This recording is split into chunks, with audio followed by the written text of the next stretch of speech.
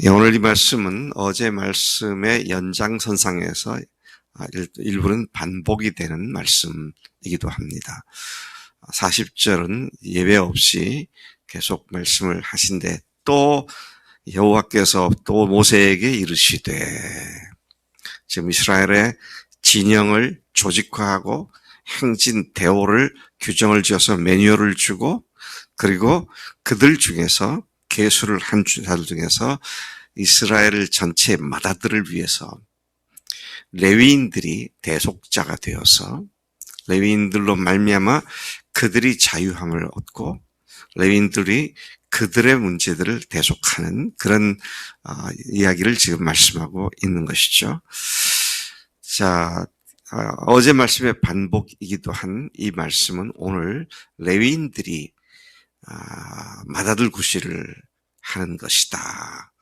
이스라엘 전체 지파들의 마다들 구실을 하는 것이 레위인들이다. 이제 그런 말씀을 하시는 것이죠. 41절에 하나님은 이스라엘 자손 중 모든 처음 태어난 자 대신은 레위인들을 내게 돌리라고 하셨고, 또 이스라엘 자손의 가축 중에서 모든 초태생, 처음 태어난 것들 대신에 레위인의 초태생 가축을 하나님께 돌리라. 그렇게 말씀하십니다. 흥미로운 것은 마다들뿐만 아니라 모든 가축의 첫 번째 태어난 초태생들도 하나님의 것이다. 근데 그 하나님의 것인 이스라엘 사람들의 초태생들을 레위인들의 가축이 그것들을 대신해서 하나님께 바쳐진 물건으로 그렇게 여기라는 말씀을 하고 계신 것이죠.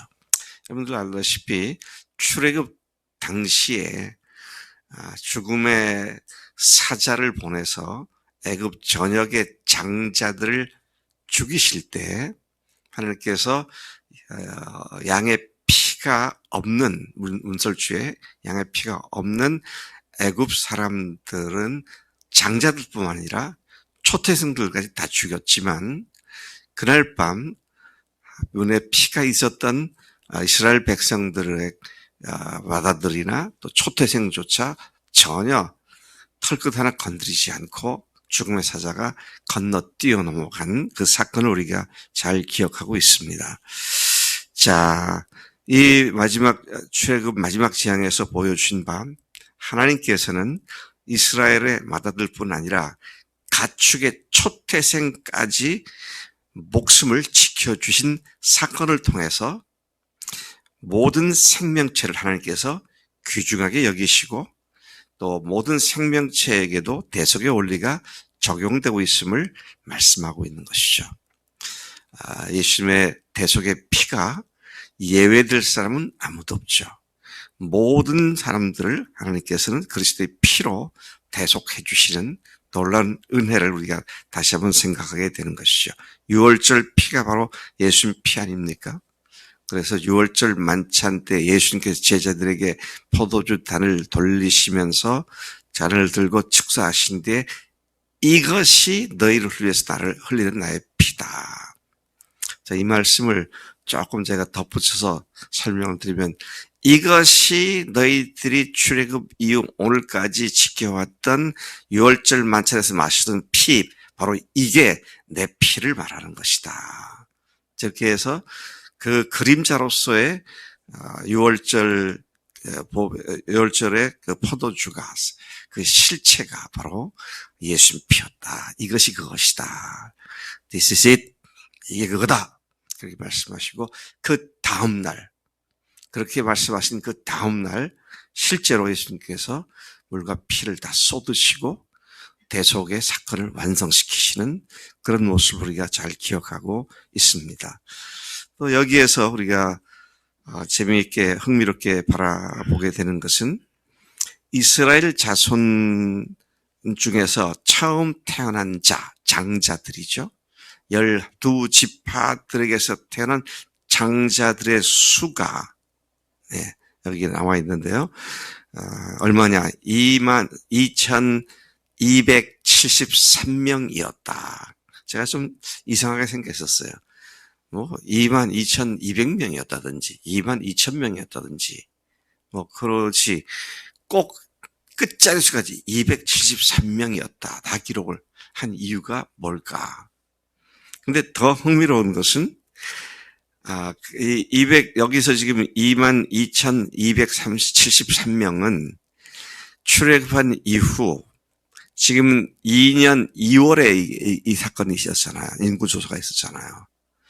출애굽한 그 다음 해 2월이니까 뭡니까? 지난 1년간, 그러니까 1년간이 아니죠. 그 기간 동안, 1년 몇 개월 되겠죠? 근데 그 기간 동안에 태어난 아이들 중에 1개월 이상 된 아이들, 12지파에게서 태어난 아이들 얘기하는 겁니다. 그것이 이제 22,273명이고, 이스라엘의 장자들을 대신해서 대속물이 되는 레위인의 1개월 이상 된 레위인들은, 이건 1개월 이상, 지난 1년간 태어난 숫자가 아니고요. 그때로부터 나이가 50세, 60세까지 된 레위인들 전체 남자를 얘기하는 겁니다. 그 숫자가 22,000명이었다. 그러니까 273명이 이스라엘 지파에 더 많이 태어난 거잖아요. 그렇죠? 273명이 더 많이 태어났습니다. 레위인 전체 1개월 이상 된 레위인들의 숫자보다도 273명이 더 많이 태어났다. 그러니까 한 사람이, 레위인 한 사람이 한 장자를 대신하는 속전이 되는데, 이게 273명이 넘쳐났으니까, 그걸 어떻게 해야 되느냐. 그래서 제 생각에는요, 그냥 이게 퉁 쳐서, 그래, 22,000명이고, 22,727, 그냥 같은 숫자다. 그리고 넘어갈 수도 있었을 것 같은데, 273명에 대해서 이렇게 해라. 하나님께서 그 조치를 취해 주시더라고요. 자, 그 조치가 어떤 조치였느냐. 그럴 때, 273명의 대속을 속전금으로 바쳐라. 그래서 한 명당 5세겔씩 바쳐라. 여기서 세겔은 성소의 세겔입니다. 성소에서 성전에서 바치는 그 세금으로 또는 속전으로 바치는 세겔 화폐 단위죠. 무게이죠. 우리가 기록된 내용들을 쭉 다시 살펴보면 그 속전으로 무게가 당시에는 저울들이 정확하지가 않으니까 성전에다가 그 아주 표준 세계를 다 만들어놨다 그래요. 그래서 거기에 맞추어서 속전을 드리도록. 근데 이게 보니까 이 5세겔 그러면 20일 정도가 되니까 약 한 달간의 임금 부분, 그 액수가 그런 것이다. 그렇게도 계산이 되어 있는 것을 보았는데요. 그래서 모세는 레위인으로 대속한 이외의 사람들에게서 속전을 받고 하셨고, 50절에 보니까 곧 이스라엘 자손의 처음 태어난 자에게서 받은 돈이, 그러니까 273명분입니다. 성소 세겔로 1356세겔이었다. 끝단위까지 정확하게 기록을 하고 있는 것을 보게 됩니다. 그리고 모세가 이 속전을 여호와의 말씀대로 아론과 그의 아들들에게 주었다. 그래서 여호와께서 모세에게 명령하신과 같았더라. 철저하게 하나님께서 말씀하신 그대로, 문자 그대로 지켰다는 사실을 강조하고 있습니다. 다시 한번 우리 생각, 속전이 뭡니까? 속전. 대속하기 위해서 드리는 돈. 돈을 얘기하는 것이죠. 대속하기 위해서 드리는 돈. 속전은 무언가로부터, 얽매였던 것으로부터 해방을 얻고 자유함을 얻도록 하기 위해서 누군가 그 얽매인 사람을 대신하여 그것으로부터 자유롭게 되도록 지불하는 돈.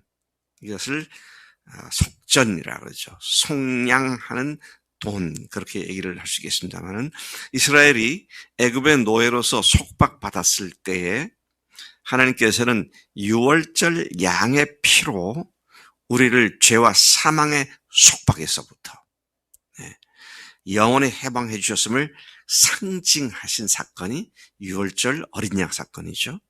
273명 각자의 속전을 받았다라는 구체적인 기록은 하나님께서는 그 누구도 그분의 대속의 은혜를 받지 못하도록 대충 도매금으로 넘어가는 일이 없도록 각 사람을 분명하게 속죄하시는 그런 하나님의 은혜를 말씀하고 있는 것으로 믿어지는 것입니다.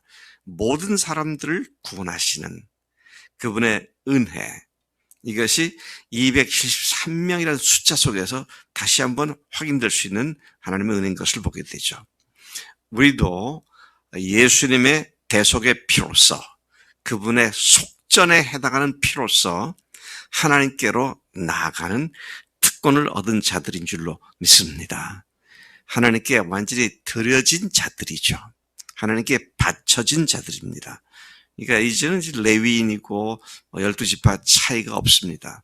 이스라엘 사람이든지 이방 사람들인지 전혀 구분이 없이 누구나 예수님의 속전의 피로서 영원히 자유함을 얻은 자가 되었고, 그래서 이제는 우리가 우리 것이 아니라 누구 거예요? 한날에 누구 거야? 주님 거죠. 네. 우리가 누구도 자기가 자기 것이 아니잖아요. 값으로 산 것이 되었으니 그러므로 너희 몸으로 하나님께 영광을 돌리라. 값으로 사신 바 된 사람이 자기 마음대로 하면 안 되죠. 우리 이내 자매, 값으로 산 건 아니지만 뭐죠? 갑자기 생각이 안 나. 리브로 아르츠에서 봉급을 받잖아. 봉급을 받으니까 봉급 값어치를 해야 되잖아. 그러니, 오늘 오후에 좀 서울도 가고 싶고, 바람도 쐬고 가고 싶은데, 마음대로 가? 안 가? 안 가지. 왜? 봉급 받고 있는데. 그런 얘기입니다. 주님의 속전으로 쓰임받은 우리이기 때문에, 사심을 받은 우리이기 때문에 내가 더 이상 내 것이 아니라 주님의 것이다.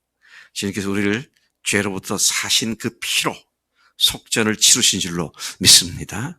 이것은 억지로가 아니라 기쁨과 즐거움과 감사함으로 하나님의 소유가 된, 그의 소유된 백성이 되었기 때문에 내 마음대로, 내 기분대로, 내가 정해놓은 어떤 표준대로 살면서 그 표준 절대로 안 무너뜨리겠다고. 우리가 그게 고집할 때가 많아요.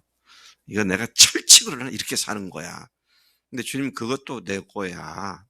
그만두어. 다 포기해. 그러시는데 우리는 내가 정해놓은 그 안전선, 참 묘해요. 교회 생활도 그렇고요. 주님께 헌신하는 것도 그렇고, 요 정도 이상은 내가 안 해. 여기까지는 내가 해. 그거 무너지지 않으면요, 주님께서 주실 큰 복을 못 받습니다. 이것이 완전히 주님 것이다라고 고백할 때에, 내 선이 없어질 때 주님께서 나를 무한대로 복 주시는 그 은혜를 누리게 되는 줄로 믿습니다. 하나님 아버지 감사합니다. 하나님 참으로 놀랍습니다. 이스라엘 백성들 3400여 년 전에 하신 그 말씀들의 실체가 예수님인 것을 저희들이 놀라움과 감사함으로 기쁨으로 받아들입니다. 하나님, 우리를 위해서 흘리신 예수님의 그 피가 우리를 위한 속전이었기에, 이제 우리를 값으로 사신 바 되었기에 더 이상 우리가 어떤 것도 내 마음대로, 내 생각대로, 내 주관대로, 내 기준대로 살지 않고 주님의 말씀에 100% 순종하며 사는 우리가 되도록 역사해 주시는 줄로 믿습니다. 오늘도 그 주님의 은혜가 우리를 이끌어 가시며 인도하시며 하나님의 영광 가운데로 이끄신 줄로 믿습니다. 감사하고 예수님의 이름으로 기도로 삼나이다. 아멘. 아멘.